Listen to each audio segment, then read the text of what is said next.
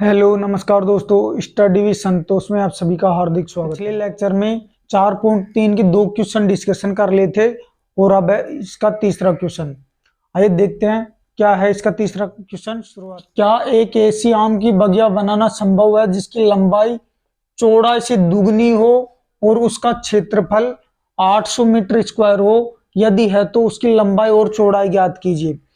मतलब अपन को एक बगिया बनाने के लिए बोल रहा है कि ये संभव है इस कंडीशन में या नहीं है। तो देखते हैं कि मतलब आम की बगिया होती है ऐसी, मतलब आयताकार होती है लगभग, ठीक है। तो उसने उसका क्षेत्रफल पहले से दे रखा है अपन को, तो इसमें लिख लेते हैं क्षेत्रफल बराबर 800 मीटर स्क्वायर। इसकी लंबाई चौड़ाई नहीं दे रखी है, तो अपन मान लेते हैं कि माना, क्योंकि चौड़ाई को x मान लेंगे। क्यों मानेंगे? क्योंकि लंबाई है वो चौड़ाई से दुगनी है, तो अपन चौड़ाई को क्या मानेंगे? x metre. तो माना चौड़ाई बराबर x मीटर। अगर चौड़ाई x मीटर है तो लंबाई क्या हो जाएगी? इसकी दुगनी है, तो लंबाई बराबर हो जाएगी 2x। ये बोल रहा है जिसकी लंबाई चौड़ाई से दुगनी है, तो मतलब ये क्या हो जाएगी? इसकी दुगनी हो जाएगी, 2x हो जाएगी लंबाई, ठीक है। अब अपन को उसने क्षेत्रफल दे रखा है, क्षेत्रफल बराबर 800 मीटर स्क्वायर, ठीक है। क्या करते हैं, क्षेत्रफल क्या होता है? आयत का लंबाई इंटू चौड़ाई। तो इसकी जगह ये इंटू ये करेंगे तो x इंटू 2x और बराबर में 800, ठीक है। इसको अंदर मल्टीप्लाई करेंगे तो ये हो जाएगा 2x स्क्वायर और बराबर 800।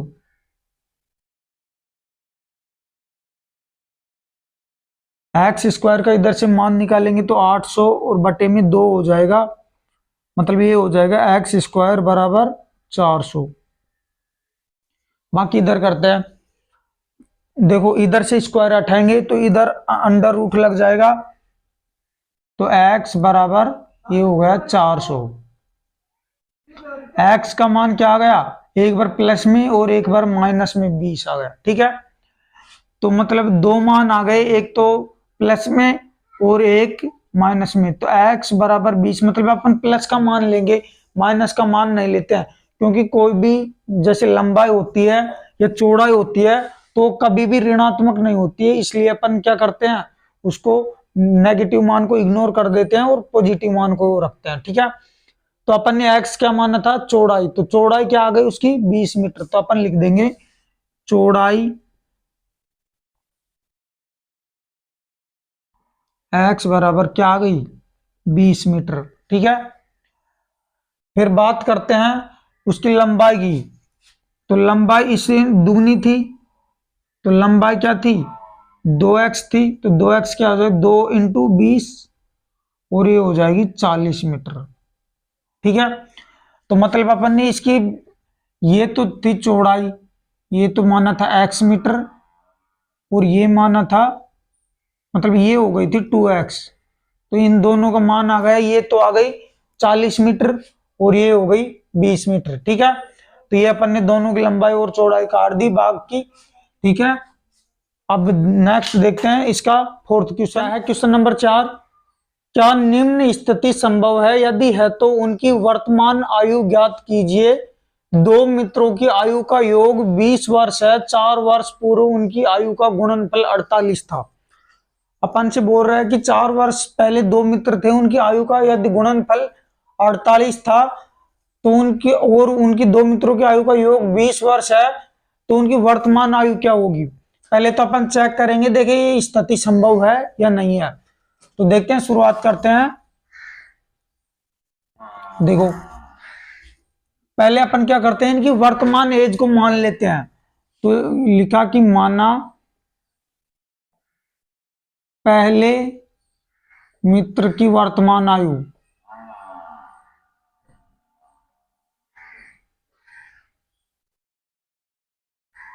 आयु बराबर x वर्ष। अपन ने पहले मित्र की आयु को वर्तमान आयु को x वर्ष मान लिया, ठीक है। अब वो बोल रहा है कि दो मित्रों की आयु का योग 20 वर्ष है। अगर अपन क्या करते हैं, एक मित्र की यदि x मान ली और 20 में से अगर एक की घटा देंगे तो बची हुई दूसरे की बचेगी। तो अपन कैसे लिखेंगे, दूसरे मित्र की वर्तमान आयु, दूसरे मित्र की वर्तमान आयु क्या हो जाएगी, मतलब 20 में से अगर इसकी एज घटा देंगे तो बाकी बची हुई इसकी बचेगी। तो अपन लिख देंगे 20 माइनस एक्स और ये हो गया वर्ष, ठीक है। 20 माइनस एक्स वर्ष हो गया। अब नेक्स्ट बोल रहा है कि दो मित्रों की आयु का योग 20 वर्ष है, 4 वर्ष पूर्व पहले। तो अपन क्या करेंगे, इनकी 4 वर्ष पहले की एज भी निकालेंगे। तो यहां लिखा मैंने 4 वर्ष पूर्व, वापिस से पहले मित्र की आयु, यदि उनकी वर्तमान एज x वर्ष है तो 4 वर्ष पहले क्या हो जाएगी, x माइनस 4 वर्ष, ठीक है, मतलब 4 घट जाएगी। फिर इसी प्रकार दूसरे मित्र की आयु,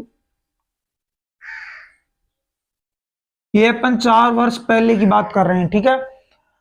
तो यदि दूसरे मित्र की वर्तमान एज अगर 20 माइनस एक्स है तो 20 माइनस एक्स तो ऐसे की ऐसे और इसमें से भी 4 घट जाएंगे, मतलब ये हो जाएगा 16 माइनस एक्स, 16 माइनस एक्स वर्ष,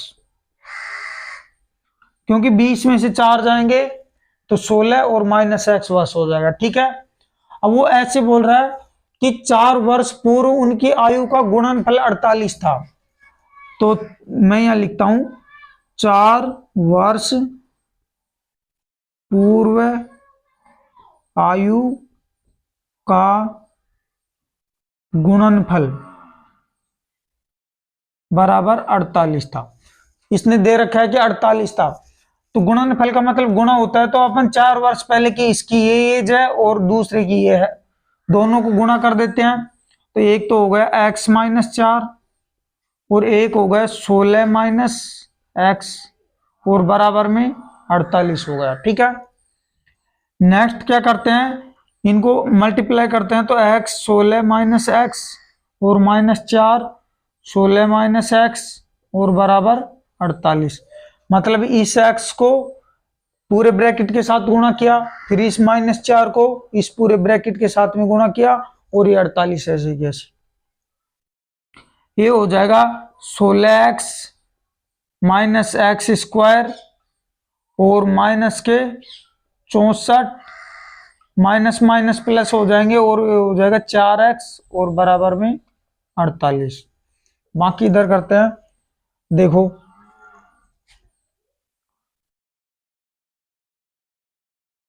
मतलब पहले देखते हैं 16x और 4x, इसको डायरेक्ट लिख देता हूं 20x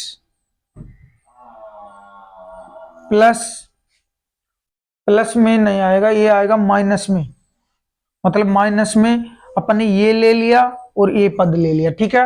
अब बचा क्या, एक तो ये बचा और एक ये बचा, तो ये हो जाएगा माइनस के एक्स स्क्वायर और माइनस के 64 और बराबर में ये है 48। बाकी सारे पदों को इधर की साइड ले जाते हैं, तो यहां तो बच जाएगा 0 और बराबर में 48 तो पहले से ही है। ये 20 एक्स इधर जाएंगे तो माइनस के 20 एक्स, ये एक्स स्क्वायर इधर जाएगा तो प्लस का एक्स स्क्वायर हो जाएगा और ये इधर जाएगा तो प्लस के 64 हो जाएंगे, ठीक है। अब इसको देखते हैं, सही करके लिखते हैं। तो एक्स स्क्वायर, ठीक है, और ये हो जाएगा माइनस के 20 एक्स और ये हो जाएगा 8 और 4 12, मतलब ये हो जाएगा प्लस के 112 और बराबर में 0। इसको सीधा करके लिख लिया समीकरण को और इनको ऐसे लिख लिया, ठीक है, ठीक है ना। अब नेक्स्ट देखते हैं, अब अपन देखते हैं कि स्थिति संभव है या नहीं है। तो स्थिति संभव को देखने के लिए क्या करेंगे, बी स्क्वायर माइनस 4ac का मान निकालेंगे। अपन ने जैसे पिछले क्वेश्चनों में पढ़ा था कि बी स्क्वायर माइनस 4ac का मान यदि ऋणात्मक आता है तो स्थिति संभव नहीं होती है, कोई वास्तविक मूल नहीं होते हैं। यदि धनात्मक और जीरो आ जाता है तो मूलों का अस्तित्व होता है और अपन आगे सोल्व करते हैं। ठीक है, तो इसको देखते हैं। ए बराबर हो जाएगा 1 यहां से, बी बराबर हो जाएगा -20 और सी बराबर हो जाएगा 112। ठीक है, अब अपन निकालते हैं, मतलब b² -4ac, इसको बोलते हैं डी, विविक्त कर बोलते हैं। तो b² मतलब 20 का -20 का स्क्वायर -4, एक का मान 1 और सी का मान 112। तो ये तो हो गए 20 20 400 हो गए, और इसको गुणा करेंगे तो ये हो गया 448 हो गए। ठीक है, इसको करेंगे तो ये हो जाएगा -48, मतलब माइनस में आ गया मान, ऋणात्मक आ गया, ये मान ऋणात्मक आ गया, और ऋणात्मक में मान आता है तो समीकरण के कोई वास्तविक मूल नहीं होते हैं। तो अपन बोलेंगे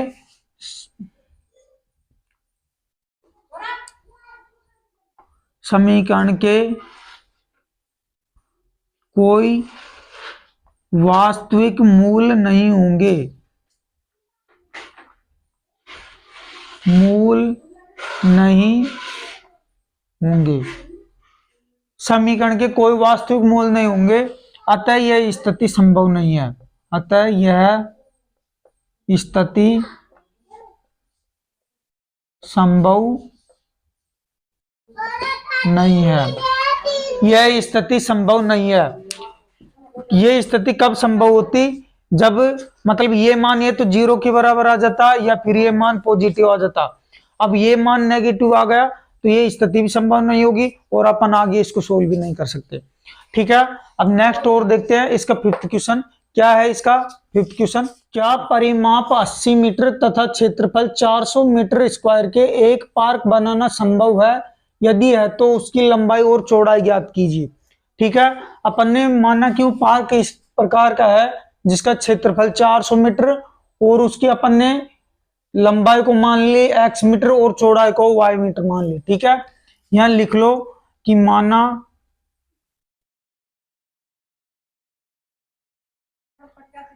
लंबाई बराबर x मीटर और चौड़ाई बराबर क्या हो जाएगी, चौड़ाई बराबर y मीटर। ठीक है, दोनों को मान लिया। तो अपन क्या करते हैं, अपन को दे रखा है, उन्होंने क्षेत्रफल दे रखा है कि क्षेत्रफल बराबर 400 मीटर स्क्वायर है। अब आयत का क्षेत्रफल क्या होता है, लंबाई गुणा चौड़ाई, मतलब x plus Y, sorry x into Y बराबर 400 हो जाएगा। ठीक है, लंबाई इंटू चौड़ाई होता है तो x इंटू वाई बराबर 400, ये हो गया समीकरण नंबर 1 दे दिया। ठीक है, फिर वो बोल रहा है कि उसका परिमाप 80 मीटर है, तो देखते हैं परिमाप कितना है, परिमाप बराबर 80। अब परिमाप क्या होता है, आयत का 2 इंटू लंबाई प्लस चौड़ाई, और वो दे रखा है अपन को 80 के बराबर। ठीक है, यहां देखते हैं 2, लंबाई क्या है, लंबाई है यहां x और चौड़ाई है y, और बराबर में हो गया 80। ठीक है, ये 2 यहां गुणा में है, इधर भाग दे देंगे इसका, तो ये हो जाएगा, एक मिनट, ये हो जाएगा x प्लस वाई और 80 और बटे में हो जाएगा 2, मतलब ये हो गया x प्लस वाई, 80 में 2 का भाग देंगे तो ये हो जाएगा 40। ये आ गया समीकरण नंबर 2। अपने पास 2 समीकरण आ गए। अपन क्या करते हैं, समीकरण 2 से x या y का मान निकाल लेते हैं और इसमें रख देते हैं। तो किसी का भी निकाल लो, या तो x का या y का। तो मैं निकालता हूं y का, तो माना सॉरी समीकरण 2 से, समीकरण 2 से y का मान निकाला तो y बराबर क्या हो जाएगा 40, और ये x इधर की साइड है, इधर की साइड आएगा तो माइनस का हो जाएगा। इसको दे दो एक बार समीकरण नंबर 3। अब y का मान समीकरण 1 में रख दो, तो लिखो y का मान समीकरण 1 में रखने पर, समीकरण 1 में रख दो, मतलब अपन को रखना है y की जगह ये रखना है 40 माइनस एक्स। तो देखो x और ये हो गया 40 माइनस एक्स वाई की जगह, और बराबर में हो गया 400। ठीक है, बाकी इसको सोल्व करते हैं। अंदर मल्टीप्लाई किया तो 40x माइनस के एक्स स्क्वायर, और बराबर में हो जाएगा 400। ठीक है, अब इन सारे पदों को इधर की साइड लेके जाते हैं, तो यहां तो 0 बच जाएगा, 400 पहले से है ही, ये एक्स स्क्वायर इधर गया तो प्लस के एक्स स्क्वायर, ये 40x इधर गए तो माइनस के 40x। ठीक है, अब इसको सीधा करके लिखते हैं, तो एक्स स्क्वायर माइनस के 40x और प्लस के 400। ठीक है, ये आ गया अपना मेन समीकरण, और बराबर में 0। ये आ गया मेन समीकरण, इसको 4 दो तो दे दो 4 समीकरण नंबर।